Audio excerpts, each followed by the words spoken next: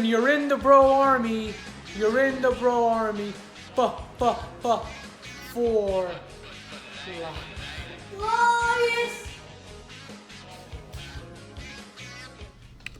Well, ladies and gentlemen, welcome to TEW2020 NXT The Game Season 1, Episode 2. It is me, Mikey Bro, here with the one, the only, Cohen Bro. What's going on, guys? And I'm excited to get right into this NXT TEW20, the NXT The Game Season. The game I to kind say. of flunked on when I was It's alright, you saying didn't flunk on it, bro. So this is our first NXT event here after the NXT TakeOver show. We're holding this event in front of 835 people at Center Stage Theater. Let's get this started. We get a recap of NXT TakeOver. We are NXT focusing on the big three matches. The Velveteen Dreams thrown out match against Finn Balor. Charlotte Flair defeating Rhea Ripley. Oh, does this not let you click down? That'll be interesting. Championship. So we'll have to see if you can't click down. This is going to make segments a little different, all right? The Queen of NXT January 20 storyline has advanced as the Finn Balor. Charlotte came across well. The announcing came across well on this angle. Got us off to a hotter show. Next up, Mauro, Nigel, and Beth brought us right back down. Unfortunate. That's okay. 27. In the opening match, well, this is, see now, we're not allowed to click down on this? Not that I know of. I don't think. Have you tried? Or I know you can do it on freestyle angles because I only do freestyle angles. This was a freestyle angle. As we fade from the announcer's desk, we get straight to the top of the re-ramp where Johnny Gargano stands. A mixed reaction from the fans. He's still facing the smog. Gargano nods to his music as he makes his way to the ring. Gargano versus Reeves. It said coming up next below. So if you guys know how to get to this text information, that box in TEW2013, you're able to scroll. If we're not going to be able to do that, that's going to be a problem. All right? The No Escape storyline for Gargano has began. And again, stay with us. We're still trying to figure out this game here. Yeah, it's brand new. Decent match. Johnny Gargano defeated Kona Reeves in 13 minutes with the Gargano Escape. The vocal crowd didn't seem to care about seeing Kona Reeves. Well, that was unfortunate. A 50 rated match is not terrible. 56 and 27 respectively. All right there. Let's keep going. Next up, we get a graphic showing a few matches set for next week. We're going to see Everrise taking on the Grizzled Young Veterans and Gargano and Priest in our main event.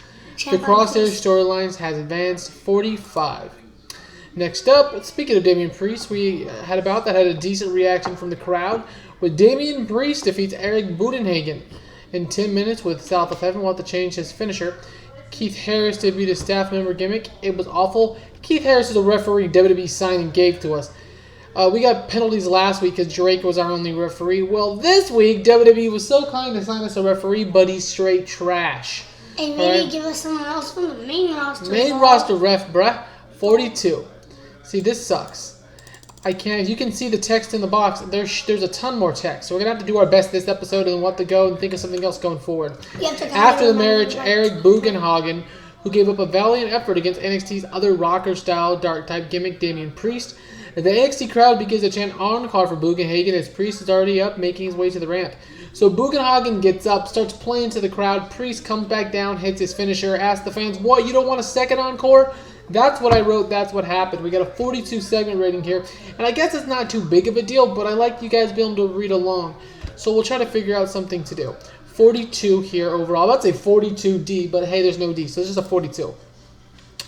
The camera now shifts backstage, seeing Dexter Lumis kind of shown in the dark area. He has nothing to say, but he's looking sort of metaphoric and a trance. The Dexter Lumis storyline has began. 30. All right, next up we have Sayonara Conti defeating Mercedes Martinez in 8:56 via submission. Conti with a surprising victory here tonight over Mercedes Martinez. Ryan Katz could have done better. Mercedes Martinez is here, likely to be a gatekeeper for us. Not that I'm going to be using Conti a lot, but her ratings aren't as strong as Mercedes Martinez is. So Martinez here, he's going to take the loss here tonight. Get Sayonara Conti a much unexpected victory here. And she'll be used to put other women over as we go forward. But Conti with the victory over Martinez tonight. Next up, we get a recap of Charlotte Flair defeating Rhea Ripley at NXT TakeOver. We are NXT again. Charlotte Flair will be here next week on NXT 44. Next up, we get a split-screen graphic featuring the NXT Cruiserweight Champion Jordan Devlin putting his NXT Cruiserweight Championship on the line against Joaquin Wilde. It then shifts to a rematch from We Are NXT TakeOver where Finn Balor and the Velveteen Dream will meet in the middle of the ring tonight. Finn Balor was a star in the segment. That is great because we need him to be. Alright, next up, at about that, a decent reaction from the crowd, but subpar wrestling. Jordan Devlin makes defense number 2 of his NXT Cruiserweight Championship when he defeats Joaquin Wilde with a moonsault. Wilde and Devlin don't click. 36 and 32 for Wilde and Devlin, 41 overall. Not exactly what I want to see from my Cruiserweight Champion, but we know Devlin's good in ring, so he'll be fine. 41 overall for the Cruiserweight Champion. Alright, next up we get a video of the Undisputed Era backstage focusing on Adam Cole retaining his NXT Championship at NXT TakeOver We Are NXT. Adam Cole will be in action in NXT next week. Yeah, next week. Sorry, Cole. Not this week. No, Adam Cole, baby. We've also announced that NXT TakeOver has been officially announced and confirmed for the 4th Saturday in February, so we're going to try to keep it every, 6 or 7 shows.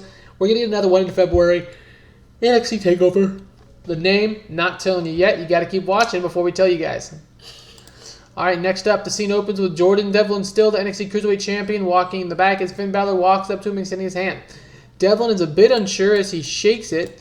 Finn Balor says, "Good to see you, it's been too long." See, this is where it's frustrating because I typed out a whole segment. Basically, Finn Balor talks to Jordan Devlin, tells him, "Hey Jordan, I'm proud of what you're doing. I'm proud that you're the NXT Cruiserweight Champion, and our visions are kind of aligned now, both of which are heels. As you know, Jordan Devlin was trained by Finn Balor in Ireland." Finn Balor basically says, "Keep an eye out for me, I'll keep an eye out for you. Let's do this like we used to do it." And Devlin's like, "Dude, I'm the champ. I don't need any help from you." Okay, and kind of walks off. So, 56 overall here. Alright, next up, the Lucha House Party defeats Brendan Vink and Shane Thorne when Dorado pinned Thorne with a shooting star press. 45, 45, 34, and 29 for Monolith Dorado. Thorne and Vink overall. Cohen is extremely excited that the Lucha House Party is here in NXT. A pretty vocal crowd, didn't seem particularly thrilled seeing Shane Thorne, and Vink was off his game, but that's okay, because in this match, we were here to Lucha. 42 overall. After the match, the Lucha House Party celebrate. They're here in NXT, and they should be a fun team to watch. Hartley Jackson, you did a terrible job. I gave you one job, Hartley, you didn't do it. Alright, next up, we get a split screen of Finn Balor and the Velveteen Dream. The two square off, and this week's main event, of NXT Wrestling coming up next. And in the main event, Finn Balor defeats the Velveteen Dream in 23 minutes with a coup de grace following interference from Jordan Devlin. Finn Balor had an in-ring performance at 69, Dream with a 42.